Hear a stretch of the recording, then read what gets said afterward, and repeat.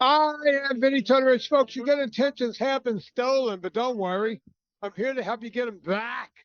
You may be soft and succulent at the beginning of this process, but hang in there. Before long, you will be lean and mean. Yeah, I'm the captain of this ship, and she's the first mate.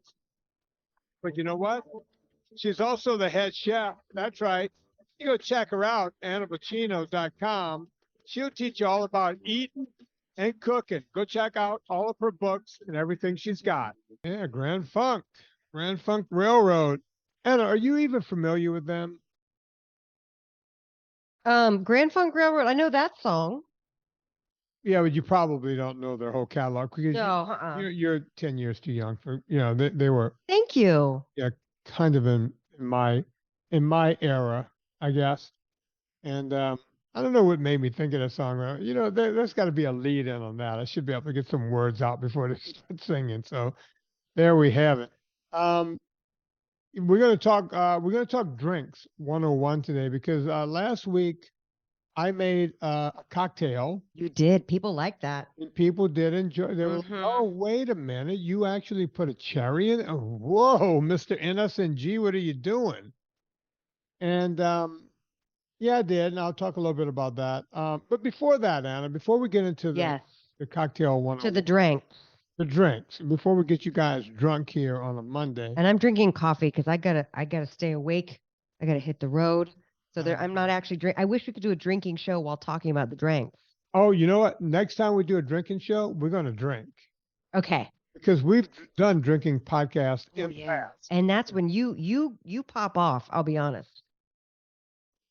Vinny's been known to pop off when he's had a little alcohol in the system. Am I wrong? Debbie was writing to me. Oh, yeah. Sometimes I pop off even when I'm not. Yeah. Yeah. Anna, I've been on this crusade of not looking at a phone. I've always said I don't want to waste my life walking around with a phone in my hand. Right. You see people staring at a phone. And I want to stay true to that. And someone asked me the other day, they said, well, what's your screen time? I was like, whoa, what? Because see, I don't really even know a lot about my phone. I have the iPhone something.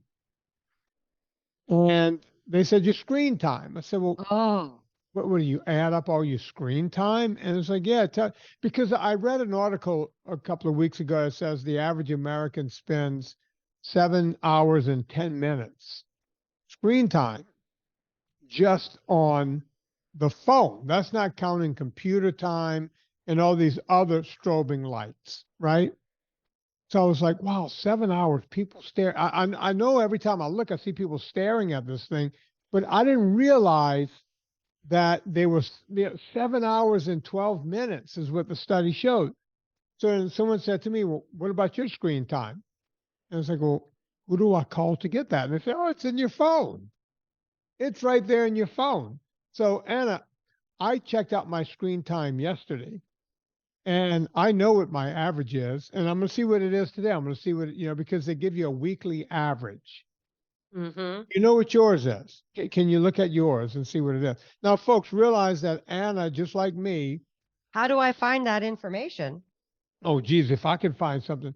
So go to settings. I don't want to know. Go to settings. Settings. And then under notifications, sound, haptics, focus, and then it says screen time right after that. I'm sorry, sound, haptics, focus. Oh, okay. Oh, yeah, screen time. I thought you meant I had to click sound and then haptics. So what does yours say? Uh-oh, I'm down 10% from last week. 7 hours and 30 minutes. That's your average daily time. Yeah. What's yours? It's like 30 minutes. I'm going to hold mine up because you're lying. Because folks, realize, tell me when you can see it. 3 hours and 8 minutes. 3 hours and 8 minutes. Am I lying? No, 7 hours. So by the way, you're the average American. This is me reading Reddit before bed, and then when I'm up at 3 a.m., and then when I'm up at 5 a.m. There you go. There's my screen time. Yeah. I read all my books on my phone too. And listen, I don't have a Kindle. I average 3 hours and what did it say, 8 minutes a day? So about 3 hours a day, I average. Folks, you got to remember, for me, I work on the phone for at least 2.5 of those hours every day. Between answering every question on Instagram, answering a lot of emails on my phone, and answering virtually, not all, but virtually all, and writing messages back to people on Twitter. That's all, So I'm actually pretty proud of myself. I'm true to my word that I'm not letting that rule my life. I'm using that as a tool to make my life easier. Everybody has to go to work every day. This is 3 hours of my work every day. If I have to look something up, I'll look it up on the computer. And I don't spend time at my desk at the computer. I'm always on, I'll use the phone, because I do business. I own I own several companies, and that's what I'll do. I don't have time. I'm not wasting a life on period. Oh, I am. I refuse. How do you get Good for you? So Anna, what do you think is work time on your phone per day of those 7 hours and 30 minutes? I mean, I should see how much, because it tells you the apps though, right? I have no idea. Oh God, now it wants me to do an update. I'm sure you can break it down somehow. Here, I'll see if I can break mine down. See all activity. Mail, messages, Reddit. Oh yeah, I listen to podcasts on it. I listen to audiobooks on it. I listened to 3 podcasts on how to raise money yesterday because I was in the car a lot driving around. So, Okay, maybe, Anna. Maybe it doesn't. Exactly what I said. 3 hours and 13 minutes. Instagram, Twitter, 2 hours and 15 minutes. This is my Instagram, I spent this week 6 minutes on Instagram. Messages per week, 2 hours and 14 minutes. Google, 1 hour and 40 minutes. So sometimes I'm doing research on the phone. I'll just Google stuff. Clock, 1 hour and 9 minutes. Oh, I use the clock, to time things. Yeah, I time my cold plunges every morning. Camera, 27 minutes. I take pictures to send to Megan to put up on Instagram. Yeah. And Pandora, 25 minutes. So I don't think any of this is excessive. I'm even looking at mine. My social time for the whole. Oh no, this is one day. I've been on socials for 47 minutes over the past 24 hours. Oh wow. So that's not so bad. So you're doing a lot of reading and something else. I do. I listen to podcasts and I do my reading on it. I don't think podcast is counted as screen time. It counts Overcast here. I don't know. And I'm wondering, excuse me, I'm choking here. Whenever I do my Concept 2, I use the phone because it sends the information to the, Concept 2 to the computer. So I use the phone for that. And I do that thing all the time. So I don't know if that's actually called screen time. So who knows? But I don't even like that as 3 hours and 8 minutes. I want to see if I could get it down into the mid 2s. So, because just looking at it, there's a little playtime there, and I'm not happy with that. I'm going to do better. I'm just going to figure out how to do better. I feel like I'm packed enough in my day that there's no, I'm like burnt out on one more thing to streamline. I've done the food changes. I've done the exercise changes. Right. I'm doing the cold plunge changes. I'm trying to fit everything in and run all the businesses, and I barely look at social. I try not to. I go in there to answer people's questions and to get out as soon as possible, and obviously, and field a couple assholes telling me what a bitch I am. And then after that, I'm like, I got to tap out. Yes, I am shredded. Anna, all right, hang on. Let me play this. I just put this up today. Great, I love it. You play that. This thing is on fire right now. So let me plug it in, see if I can do it for you. Megan just put this up a couple of hours ago on my Instagram. Let's see here. I'm guessing I got to turn that up. Here we go. 3 things you should never have for breakfast. Number 1, cereal, hot or cold, is not good. That includes things like grits and oatmeal. There's nothing special about those. They will still cause a big old glycogen load. Number 2, any kind of creamer. This is not cream. This is creamer. This is the that you put in that's full of chemicals. Out. No more. And number 3, turkey bacon. Come on, folks. You can't get bacon from a turkey. And in order to make it taste even like a reasonable facsimile, you got to put all kinds of in it. All right. Stay motivated. Okay. Here are the okay. That was my motivation thing. I love it. All right. Everyone loves that. Some people are going, wait, turkey bacon. Yeah, look, you can't make turkey taste like bacon unless you do something. You got to pour some stuff in it. It's not going to be good for you, folks. It's not natural. So one guy called me. Someone goes, wait, I can't have grits. I can't. And of course, some asshole comes in and goes, yeah, these zealots, they don't want. Am I a zealot? And I'm asking you honestly, am I a zealot? If you mean zealot like a religious nut, no. I'm just trying to get people healthy. Yeah. Telling people to not eat something that's going to cause that's not going to cause a glucose spike or a glycogen load, which is what you want me to explain glycogen load for. Yeah, I think that would be great. Okay. Do the watermelon example. I like that example. No, I don't want to do the watermelon. I'm going to do donuts. Okay. No, I'm going to do kid at the birthday party. That's my favorite. Okay. All right. So folks, we've all seen a kid at a birthday party. You probably showed up with your own kid or saw some other kid. They get there and they start pumping them up with sugar. There's all kinds of candy. There's cake. There's ice cream. There's everything. And these kids are running around and they're going crazy. It's just, oh, look, they're all having fun. And before long, they all get cranky. They turn red in the face. They get sleepy. And mommy, I want to go home. They start crying. They start pulling the other kid's hair and the whole thing. They get real cross. And then it's like party over, right? Okay, what happened? They gave them a lot of sugar. They kicked them up. They kicked them up 20 notches. These kids were like, think of a battery at full go, man. They're just, and then all of a sudden, that spike that went up comes down and goes below where they were before. They get sleepy, they get tired, they get cranky. You even see it, their faces will turn, beet red, and they'll get like eyes. It'll look like they have a hangover.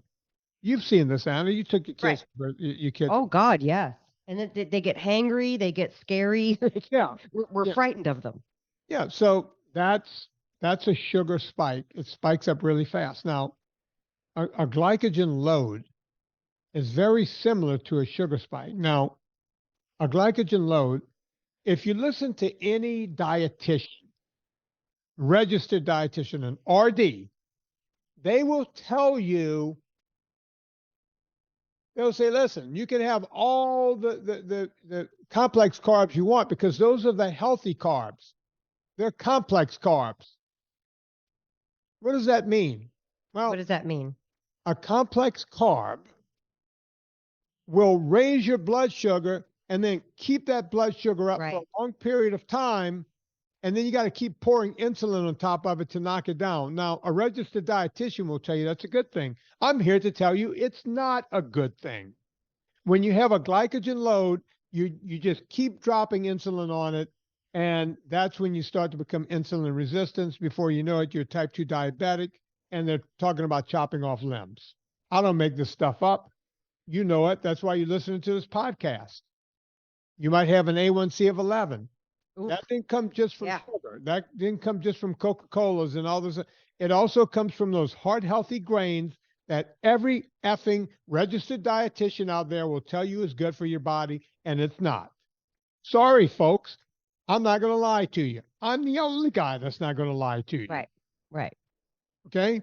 I'm not making this up. And if that makes me a zealot, so be it. I'm a zealot. Fuck it, I'm a zealot. I'm just telling you the truth. We didn't get sick by accident as a country. Right. And you say, as a country, Vin, come on, I stay in shape. Yeah, you do. I do. Anna does. But as a country, overall, we don't even have health care anymore. We have sick care. Yeah. We're dealing with sick people, and we're not even trying to heal them. We're throwing drugs at them. We're putting a Band-Aid on a broken leg. And as I always say, we're going to break under the weight of our own weight. There are no two ways about it.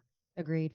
And look, I hate going off on these rants, but that's exactly how it happens. Well, look, Peter Attia's new book, Outlive, is really great. And the first 2 chapters, boy, oh boy, if you want to be faced with a little dose of reality. And the thing is that he's articulating and that you're trying to prevent your entire raison d'etre, your whole work is trying to get people to live a better life, because he's talking about it's not even the chronic illness. It's the last 10 years of Americans' lives are so god awful, dealing with neurodegenerative diseases, dealing with metabolic diseases, dealing with all this stuff, that if we were to take out processed sugars and grains and move our bodies, we might have a fighting chance of living the last years of our lives. Listen, something's coming for all of us for sure, but like having that fighting chance of living the last years, our golden years, in a place where we're not just having a horrible quality of life for 10 years. I don't want that. Nobody wants that. Everybody thinks somehow they're the exception to the rule, and we're not. Like, we're not. We can't keep going in the same direction. Yeah, you're not going to win that game. I haven't read Peter's new book yet. I need to get Peter Attia back on the show.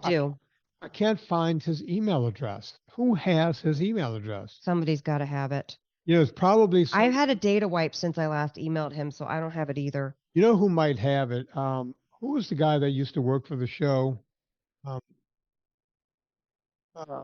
Bill. No, not Bill. The other guy.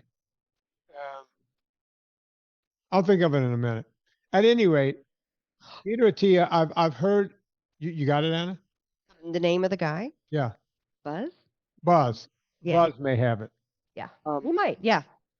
Well, I'll see if I can get in touch with Buzz and see if he has that, because I can't find Peter's email address. At any rate, Peter's been on this show before. Here's the deal. I've heard him in an interview talking about the book. Can't wait to have him on. But here's the thing. He's saying that, you know what? Everyone's trying to find that magic pill to live forever and longevity and having good health later in those years. You notice the one thing that, science comes up with this, that, and the other thing. The one true line in all of this, I guess not true line, but through line. Right. In all of this is exercise. Yep. Ta-da! Been talking about that for years. People will always say to me, they'll say, well, Vin, you've had people in wheelchairs lose 100 pounds. They can't exercise. They're stuck in a wheelchair. You've had people brag that they've lost 200 pounds and never had to do any exercise. Why should I exercise if I can lose all of my weight without exercising? Here's the answer. I have a twofold answer for you. Great. Number one, exercise is a poor way to lose weight, but it's a fountain of youth. There's a difference there. You can lose the weight, but you need the fountain of youth. Why lose all the weight if you're going to die tomorrow? You want to live a while. Right. Right? So you want the fountain of youth. That's number one. But number two, notice I always say exercise is a poor way to lose weight. The reason I say that is you can't outrun a bad diet. You can't go, well, I jog 10 miles a day. I can have some ice cream every night. It's not going to work. Usain Bolt cannot outrun a bad diet. Okay, that's number two. Already gave you number one. But here's the deal. If you're eating an optimal diet and you're cutting out carbs for the most part, and you're exercising, now you can magnify the effects. See how that works? Right. You can have one without the other, but both of them together, you're going to get longevity, and you're going to amplify what you're doing because your diet is correct. Amen. Moving on. Now, great. That's all the health advice I'm going to give you today, because now we're going to talk about. We're going to talk about something that's not healthy. Drinking. Let me start off by saying this. Alcohol, by definition, is poison. It is. It's not good for you. No. We are not recommending that you go NSNG and you start drinking. I'm not saying that at all. But here's what I do know. People like to drink. Yeah. They love it. I like to tie one on every now and again. Sure. I talked about it in my book. Anna bought a bottle of scotch for me back. How old were you, Anna, at the time? It was on your birthday. 39 going on 40. Okay, 10 years ago, Anna bought a bottle of scotch for me to have at her house whenever I come over. Anna, what year did I finish that bottle of scotch? Never, because it's still sitting here, and I just turned 50. 10 years. Yeah, I still have it. I mean, You want some? You It's been think it's still good? Maybe it's still good, right? Probably been hot. Got hot a few times, but no. I had one drink out of it, right? Maybe one or two. I'm sure somebody's had something off of it since then. Yeah. Not me, because I don't drink scotch, but I'm sure somebody came to the house and we poured him a little scotch.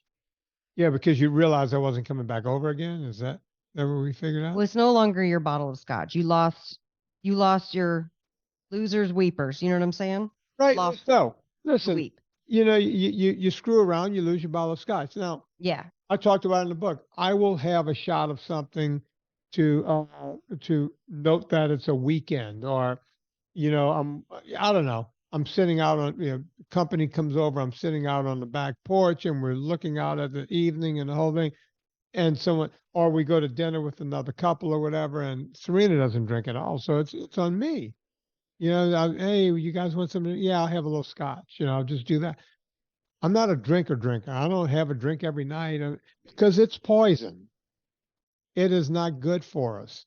Anthony Huberman does a whole podcast on it. He did it, I guess I heard it maybe 6 or 8 months ago. Go back and look for that, Huberman Lab. I don't agree with everything he has on that show, but I do agree with that segment. It's about a 2-hour podcast. I'm sure. And it's like listening to paint dry, but I'm okay with that because I love scientific literature, and he really gets into it in that podcast. And he talks about what alcohol does to your body, and it's good to go and listen to that because he really did his homework. Oh, yeah. So, oh, yeah. I'm not saying that alcohol is good for you, but you're going to drink. And one of the things I hear quite often, Anna, because I do the consults every day, they'll say, I was never really much of a drinker, maybe 1 or 2 a month, and then the pandemic. I was talking to a friend who's in the rooms, 12-stepper friend. Mm-hmm. And he was telling me that after the pandemic, the rooms filled up because people who were on the verge ended up having problems with alcohol. Folks, if you think you're one of those people and you're hearing this and you're not sure if it's time to punch your dance card or not, just go sit in a room, see how you fare with other people. Just want to say this up front. So when I do have alcohol, it's distilled liquor, and here's why. When you distill alcohol, when you distill sugar down into an alcohol, you won't get the same spike as you will from wine or beer or any kind of liqueur that's got a lot of sugar in it, right? Right. So no limoncello. No limoncello, no. Sorry. Cointreau, no. Name a few, Anna. Well, here's what I would say. Like a margarita, for example, is inherently lime juice, simple syrup, or Cointreau, or what's the other one? Sometimes the Cadillac. Cointreau and but what's that other? Grand Marnier. No, Grand Not that. Was that what it is? I can't remember. I don't know all the liqueurs. Top. Yeah. I always thought, and even when I was a younger person, I always thought liqueurs to me tasted chemically, like a amaretto. Add sugar too at the end. But when I made my own limoncello, it didn't ever taste chemically. It was sugary for sure, and I would use less sugar when I made my own limoncello. But when I bought those, or when I even had a margarita, I could taste triple sec. That's the one I'm thinking of. Yeah. Chambord, triple sec, all those ones even Saint Germain, the elderflower one that's real popular in the vodka drinks. It all tastes pretty chemically to me. They do. And by the way, Anna, if you open those and then leave them open for a long time and go back, they do go bad because, it's full of sugar. And I'll tell you this, notice, because I keep them in my bar because, even though I don't drink them, other people may come over and want to. Of course. I can make them a drink. Okay to keep a well-stocked bar. So I don't use that stuff for myself. So a lot of times when I know guests are coming over, I go check all the tops. Sometimes the sugar has crusted the tops over on those things. Yeah. And then I have to throw them away and start. That's why whenever I buy them, I try to buy the smallest bottle of them. I still have bottles of limoncello that I made that you had from that batch in the freezer that people drink off of. Yeah, and nocino because we have a walnut tree now. So I've made ended up nocino as throwing well. away the rest of your bottle when we left from California. Yeah, That's how little limoncello I have. right. There was no way I could keep it cold across country. No, Get hot. no, it has to be stay in the freezer. We But keep yeah, limoncello in the freezer for gas, and Yeah. that thing has been in there for 5 years. it will be. I mean, look, when was that? 11, 10 years ago that we drank limoncello on the air? Yeah. And on a Sunday morning? That was our church. Yeah. Yeah. I mean, listen, so in the second cookbook, Eat Happy 2, I have a chapter at the end called Drink Happy. And I'm trying to offer you guys some mixology alternatives. Vinny's video on Instagram was awesome. I have a few at my website as well. If you really, really, really want to keep it low carb, that's why the vodka soda, gin and soda, tequila and soda with maybe a splash of a squeeze of lime, or, a little sprig of mint muddled in there. That's going to be the way to go. If you feel able to muddle a little bit of fruit puree in there, a little blueberry or a little strawberry, great, go for it. But you have to know your own limits. I think playing mixologist at home is very fun. Yeah. But it's complicated. And so generally you'll really only make one because it's complicated to make. You got to cut the cucumber and muddle it and then put the mint in there and muddle it. And, you got to do the thing. And I don't put simple syrup in anything. So if you're used to a sweet cocktail, you probably won't be after a month or so of NSNG. You'll probably get acclimated so that when you do put a couple blueberries in the bottom of your cocktail, you'll be like, oh, that tastes nice and sweet, if they're in season. I wouldn't put blueberries in a cocktail in like January. That wouldn't taste very good unless you like tart cocktails. So the idea too with cocktails, it's very balanced, almost like food is. You have a liquor, you have a distilled liquor, like Vinny was saying. You can float soda water in there to kind of dilute stuff. You can put herbal, fresh herbs are always awesome. And then you could do fruit, whether it's cucumber, a couple raspberries, a couple blueberries, couple strawberry, something like that. And citrus is always the magic thing that kind of cuts everything. So, and bitters is the fifth flavor component. Angostura bitters is pure alcohol with herbs that have sat in the bitters. So that's all. It's basically distilled herbs. And that's why they always say take bitters and soda water on an empty stomach if your stomach hurts, because it's supposed to be some sort of medicinal property. I don't know. I can't speak to that. The same thing with Fernet Branca. Most people don't know about Fernet Branca. What's that? Oh, you call yourself an Italian?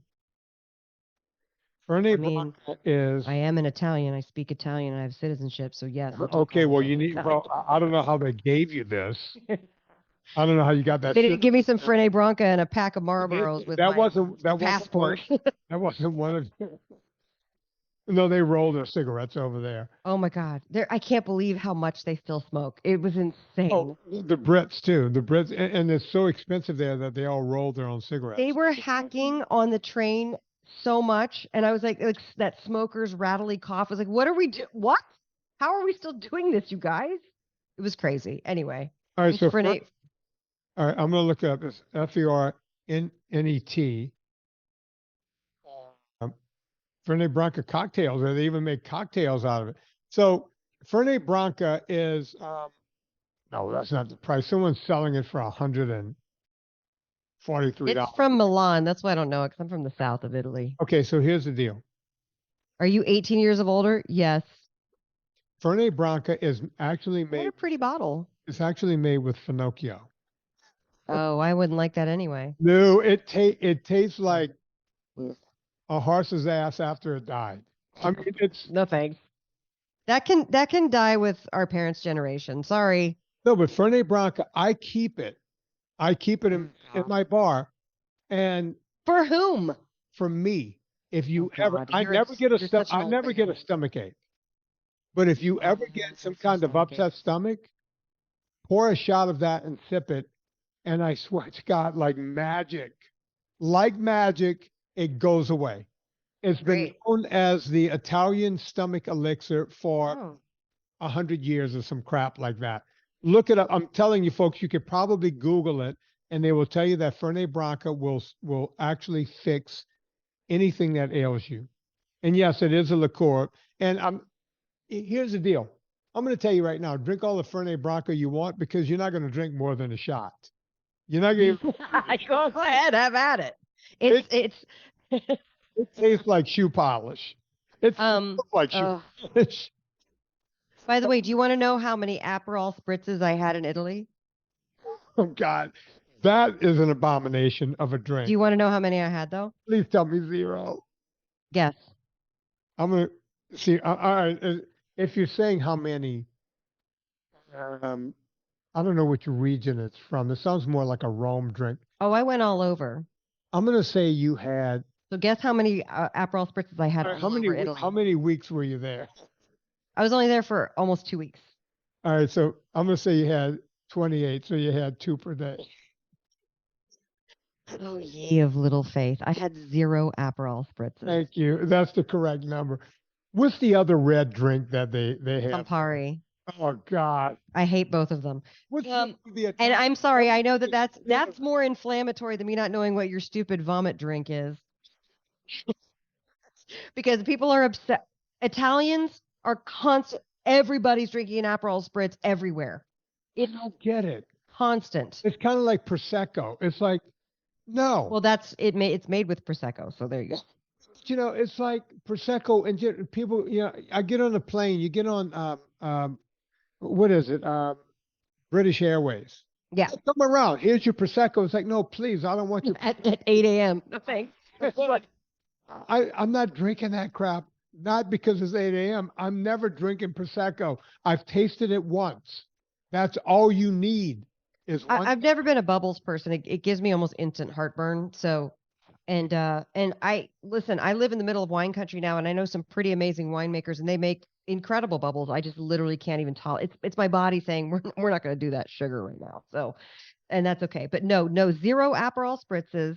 Aperol spritzes by nature are very sweet because you've got the Aperol, you have simple syrup, you have Prosecco, which has sugar in it, and whatever the crap else is in there. I don't know. I'm sure they have different variations on it. They love a sweet aperitif. They love a sweet aperitif. You know, my buddy Joey. And a sweet digestif.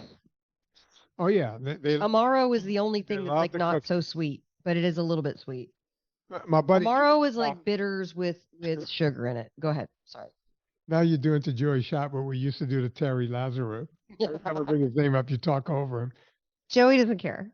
No, I think Joey cares a lot. Joey shot his wife were here at the house, and say, hey, whatever you guys want to drink, and we have the beer, we have the wine, She goes, do you have Prosecco? And I wanted to strangle her. It's like, it's the only thing we don't have here. We won't have it here. We will never have it here.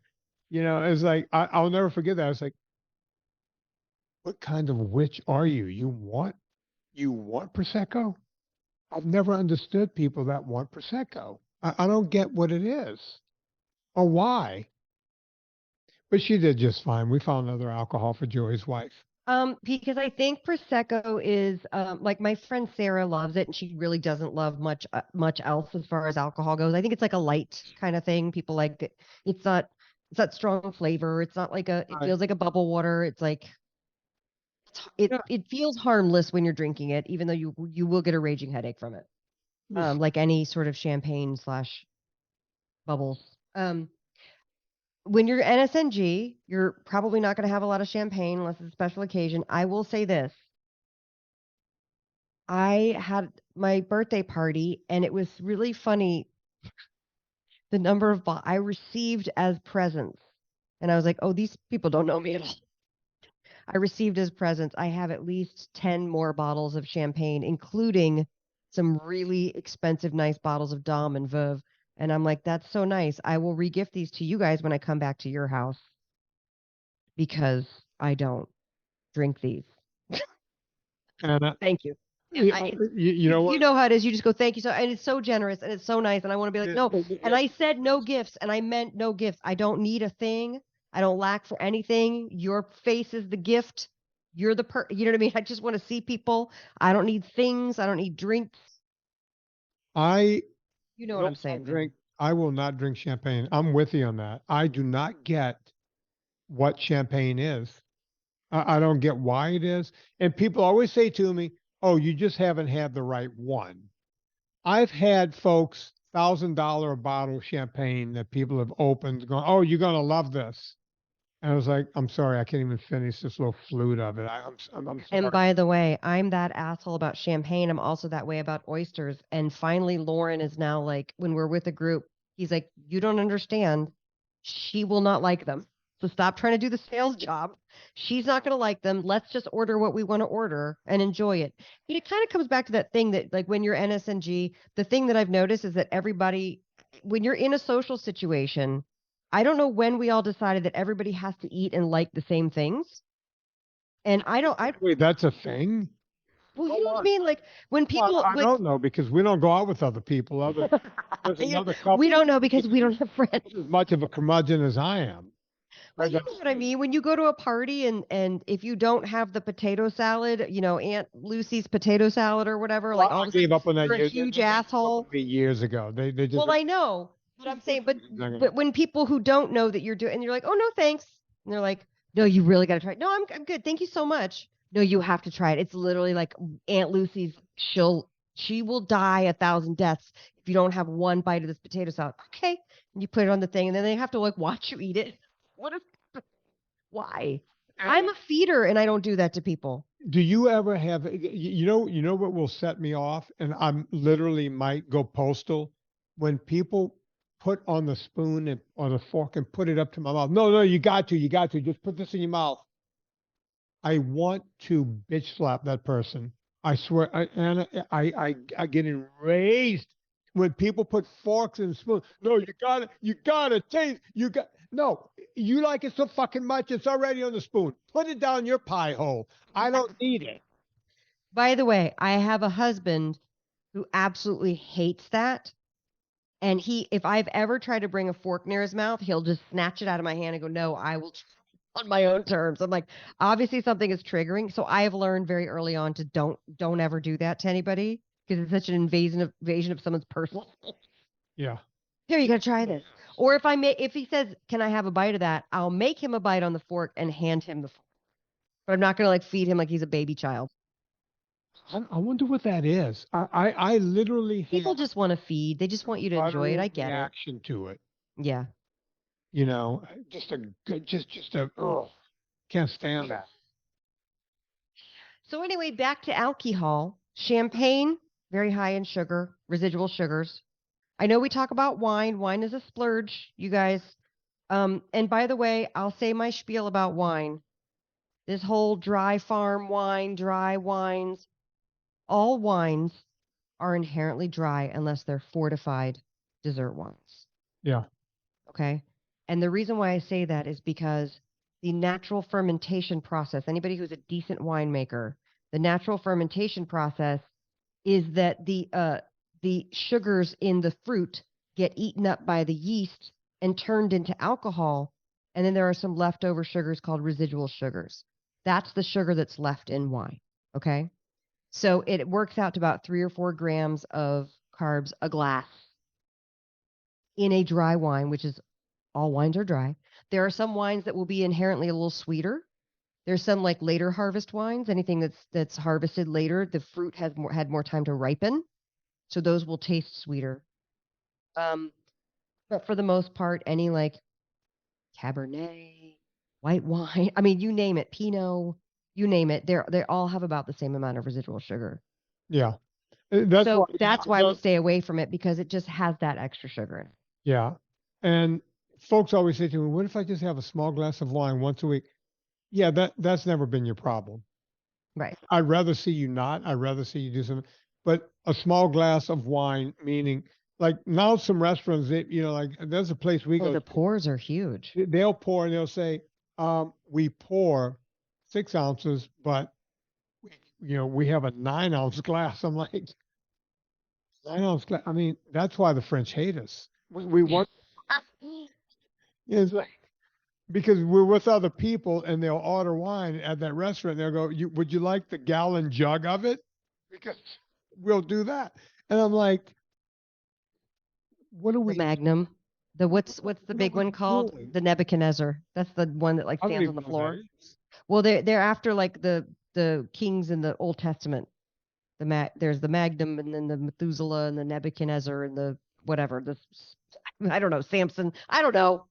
I remember when I worked I worked one summer at the place with the hurricanes on St. Peter Street. The famous. Oh, the bar in New Orleans? Yeah. The name. I don't know. My mind is on St. Peter Street. The Titty Beads bar. I don't know. No, they're no, it's not that. They're famous for the hurricane. Pat O'Brien's. Pat O'Brien. Most famous bar in the world. I worked there, and we made the hurricane, and it came in a Magnum. That thing was like 2 feet tall. So just like a giant vat of sugar. They put a bunch of straws in it. So like, you know, everybody, they come and, there's grain alcohol in that damn thing. Oh yeah. We used to do that with the fish bowl at Lulu's Bait Shack in Atlanta. It was a giant fish bowl of grain alcohol with like Kool-Aid, and everybody puts the straws, and then no one can remember the whole rest of the night. Done. People would leave there with their brains erased. Yeah. It's like the Men in Black mind eraser. Yeah. Yeah. We don't have those on NSNG, folks. And by the way, grain alcohol, folks, is nothing but what is it, like 150 something proof? It depends on the state you live in. In some states, it can be 180 proof. In California, it's 151 proof. Everclear is what I'm referring to, because I use Everclear to make the limoncello. I mean, grain alcohol is distilled, but it's very high proof. So there's no reason why you would use grain alcohol unless you're making something, right? Actually, we used it one time back when I was a kid, and we ran out of gasoline for our GoPro. Of course you did. On the bayou, you're going to use it. You mix it with, we had a little gas left, and we mixed grain alcohol with it. A little ethanol. It worked like a charm. Of course, we burned the spark plug out in one sitting. But you got there. Yeah, but at least got to your destination, and then you never got home. Yeah, just grain alcohol. Yeah, grain alcohol. I will say this: if you do miss a liqueur, I have a recipe on my Substack, annavicino.substack.com. By the way, somebody asked, "What's the Substack?" It's just a website. It's like a blog, and it's where I'm publishing all my new recipes until the next book comes out next year. But I do have a recipe for something called the BCC, which is Foxy Hoxie called me and she goes, "You need to make this cocktail that I had." She told me what it was, and then I experimented, and she was right. It's real good. But first, what I had to do is I went down to the U-Pick down the street, and they had blackberries. You can get whatever, but it was late summer. And I took about 10 blackberries, and I put a giant mason jar of vodka. So you can basically put stuff into vodka, and instead of adding the sugar to it, you at least infuse the vodka with a little bit of the flavor, which is a nice thing to do. You could put coffee beans in the vodka. You could put bay leaves and coffee beans and rosemary, and have like a nice little winter. You could put vanilla. You could put vanilla in the vodka. Vanilla beans. Beans, the whole bean. Yeah. Yeah. Put the beans in there. The vanilla beans with the coffee beans would be great. So how we made the nocino, which was Paul Capelli's recipe, we did put sugar into that, but you could also just infuse. You take the walnuts and you smash them. Question. Yeah. How long do you need? Let's say you're going to put coffee beans. I'm asking for a friend. Let's say you're going to take vodka. You're going to put coffee beans. You should do a Pure Coffee Club cocktail. How long do you have to let them infuse? Is it 6 months? I got to be honest with you. I actually think that a really yummy Irish whiskey infused with coffee beans would be delicious with Pure Coffee Club French. How long does it take? How long do you have to? Because I wrote down. I would put it in for at least 2 weeks. I would put it in for at least 2 weeks. Oh, that's all? Yeah. I thought it had to be months. Well, you can do months if you want to. Or bourbon. I think that Foxy said she did some bourbon and she put cherries in there when the cherries were in season, which is next month. And then you strain it out. You don't want to keep it in there because, like you said, it'll cause bacteria and stuff. And you want to strain it out and keep it in the freezer. And then you have like something a little different. So you could infuse your bourbon with some fresh cherries, strain it out, put it in the freezer and keep it in there. And then you're making an old fashioned with a twist of orange and your bourbon. And if you wanted to float some soda water in there, you can. But you have an old fashioned that's not full of sugar. And the Luxardo cherries are full of sugar. An old fashioned by nature calls for a sugar cube to be smashed into it. And the drink I showed the other day was almost an old fashioned. Right. Just muddled one essence. Black cherry in there. Great. And so Anna, let me talk about the other mixed drink that I make, and I might make it on my thing like I did the other one. I'm glad you did that, by the way, that you showed that you had a cherry in there so that people weren't like freaking out about, oh God, he ate fruit. He ate fruit. The other one I do is I'll take either a bourbon, and people always say, what's your favorite bourbons? I have two. I like Woodford. I fell in love with it. I lived in Woodford County. I lived in Versailles, Kentucky for a short time and became very familiar with Woodford Reserve, made right there in that county. I also like Makers. Don't ask. People go, well, what about my favorite? Okay, great. There's 1,000 great bourbons out there. Tennessee is full of them. Kentucky bourbon, they're all great. I think it's Tennessee whiskeys and Kentucky bourbons. I don't know how that goes, but at any rate, they're all good. Everybody's making good stuff. Either a good bourbon or a good Irish whiskey. Put it in a glass. You take a little heavy whipping cream and you put it in there and you mix it up. It makes it cloudy. It makes it, look white, like a white Russian or one of those drinks would look. And you put ice on it. Great winter drink. Great winter. By the way, nice. Sometimes I'll put just a little bitters in there with it, just to, it gives it just a little, I don't know what it does. But since Anna has brought up this thing with the vanilla and the coffee, I'm going to go buy a bottle. You know what? I have a half a bottle right now. I'll just do it with a half a bottle. Yeah, do it with that. I'm going to do coffee bean. How much coffee bean do I put in there? Like handful. And then the vanilla. I'm going to put it in there. Now, I don't have to make it cold, right? I could just leave it out on the counter for. I personally think, because this is how you make vanilla extract, you want to cut open the vanilla bean and you want all that stuff to kind of infuse, because so you can make homemade vanilla extract. So it depends on how vanilla-y you want it. If you want it super vanilla, I'd cut the vanilla bean, slice it up lengthwise. If you just want a hint of it, I'd put the vanilla bean in there whole and don't cut it. I'm going to cut it open. I want it to be really vanilla-y. I wonder if I should crack the coffee a little bit. Not grind it, but just crack it a bit. I don't think you need to with coffee. I feel like coffee's got pretty strong. We'll see. I'm going to mess around. I have a half a bottle of Woodford. I'm going to take that half a bottle and mess around with it. Okay. That's great. I can't wait to hear about it. And then what I'll do is I'll add cream to it and see what I can come up with. I infused the vodka with blackberries from the U-Pick and strained it out, still in the freezer a year or so later. But it really does make like a nice berry-esque, so you don't feel like you're missing out. Mm-hmm. The sweetness from the fruit, to me, gives it enough sweet. I would just take that, float it with some soda water and maybe a squeeze of lemon, something like that. So the tart offsets the sweet, and you add the herb. And I have a lot of drink ideas in the second book, a lot of drink ideas. But I love a gimlet. A gimlet's a great one to do. Low carb. Gimlets are generally roses, lime juice, simple syrup, vodka or gin, and soda water. But I don't do roses, lime juice. I use fresh lime juice. I never buy a processed lime juice. Right.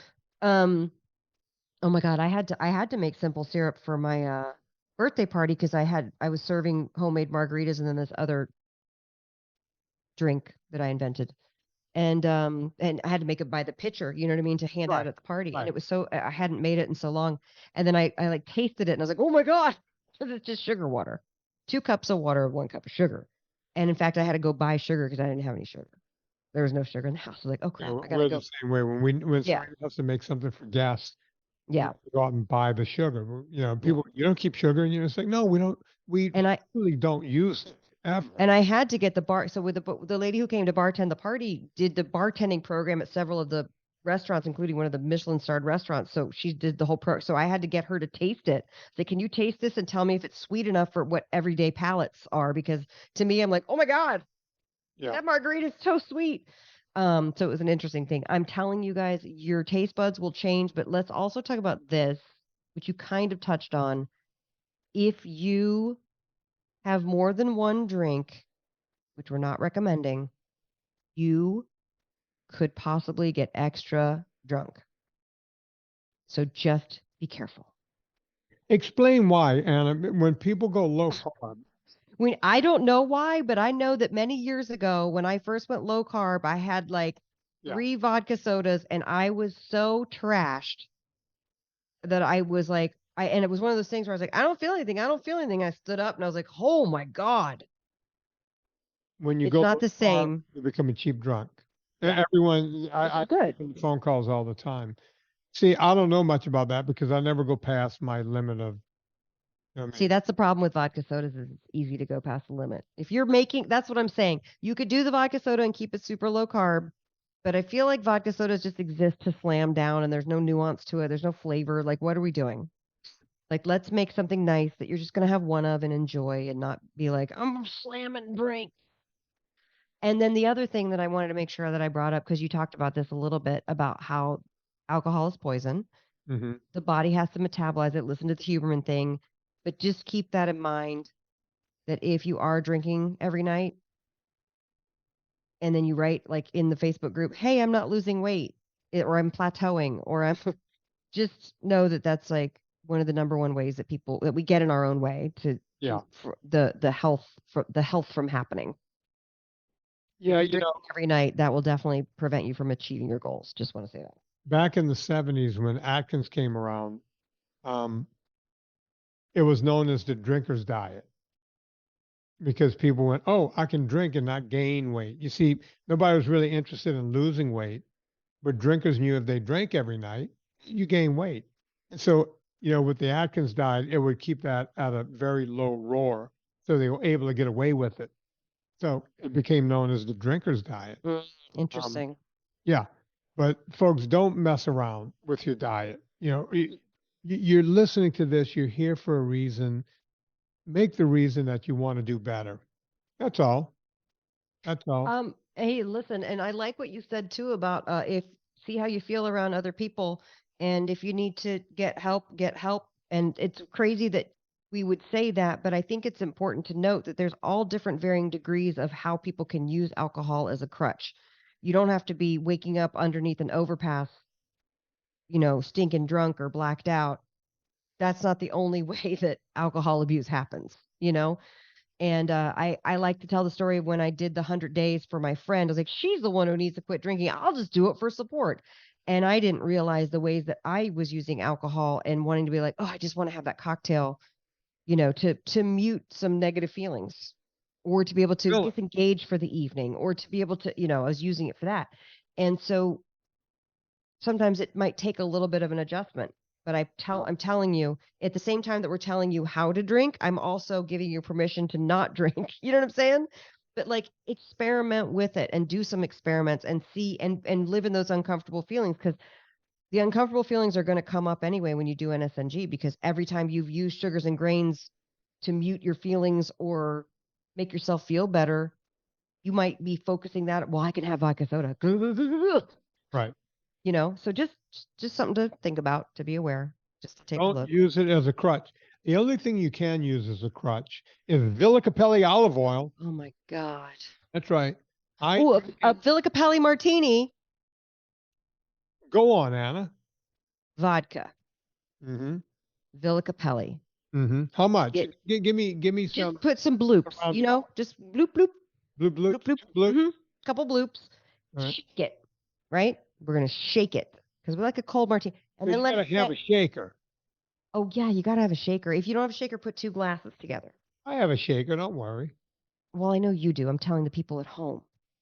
And here's the thing. You're going to say, but Anna, the Villicapelli is going to get, or what is it called? Like a swirly. It's going to solidify. That's the word I'm looking for. It's going to get a swirly.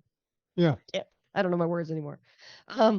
It's okay. That's why the shaker has the ice in it, because you shake all of it loose and you mix it all together. So you'll get some ice chips and little Villicapelli swirlies and the vodka, and you'll make a little martini with it. And now I'm thinking we should use the espresso infused, the double French infused vodka with the Villa Capelli martini. That would be so good. Wow. You're giving me reason to go into the kitchen tonight and stop messing around. Great. I love it. Yeah. I like to enable that. Villa Capelli is the best olive oil you will ever have. It is back in stock. Go get it, because it'll sell out again. And then we're going to get the angry texts and the emails and the tweets saying, but what other brand? There is no other brand. What else you got? No, listen, folks. We're 2 weeks ahead right now on podcasts. It may already be too late. We're hoping. It may. Get your Villa Capelli right now. Buy yourself at least 1 3-liter 10. If you spend more than $145, that after the Vinnie discount of 10%, you're going to still be above 125. If I did the math correctly, you take $14 off of that. And once you want past 125, you get free shipping on top of your great discount when you put it. By the way, Vinnie, Innie. He has the garlic oil, the oleo santo, which is the red pepper oil, the lemon oil, and the rosemary oil are also back in stock, and they have new packaging. It's really cute bottles. Buy it. Go check it out right now. The lemon oil is insane. Here's what I like to do, because remember the 3-to-1 ratio. You want 3 parts oil to 1 part acid in your salad dressings. So here's what I do. I do 2 tablespoons of regular Villa Capelli olive oil and 1 tablespoon of the lemon oil. And then I do a tablespoon of either wine vinegar, balsamic vinegar, red wine vinegar, some combination of the 3 of those, and mix that up. And it makes the best salad dressing / like marinade. It's so good. Get the lemon oil. That'll sell out quickly too. Yeah. Vinnie. Discount code Vinnie. Folks, Anna Vocino has Eat Happy Kitchen. I get on the phone with people all the time. They tell me how much they love the cookbooks. They love everything she's doing over there. Everyone they rave about the powders, and we also get rave reviews about the gravies. She calls them sauces. Go check it all out at eathappykitchen.com. Anna Vocino also gives free recipes there. Yeah. I don't know what to cook. I don't know. What am I supposed to do? No, she's got your back. Go check out Anna Vocino at Eat Happy Kitchen. And she's also at Substack. AnnaVocino.substack.com. Yeah. A lot of recipes there. Now I have 1.5 years of recipes there. Debbie keeps my site looking pretty. It's VinnieTortorich.com. When you go there before you go to Amazon. You click through the Amazon banner, you bookmark it, you use it every time. That's how we keep this show free. We also have the Superfan page. You check that out. And we have the ebook, the NSNG ebook. It's all there, folks. You don't have to go anywhere else to do anything to lose weight. Just go check out everything we have at VinnieTortorich.com. You will love it. But Anna said something during the show. Well, we talked about this for a bit. So this came up in my mind. So this is what we're going to play on the way out. On behalf of Anna Vocino, my name is Vinnie Tortorich. Put life into living and do it with a little something from one of the funniest movies of all time, Blazing Saddles.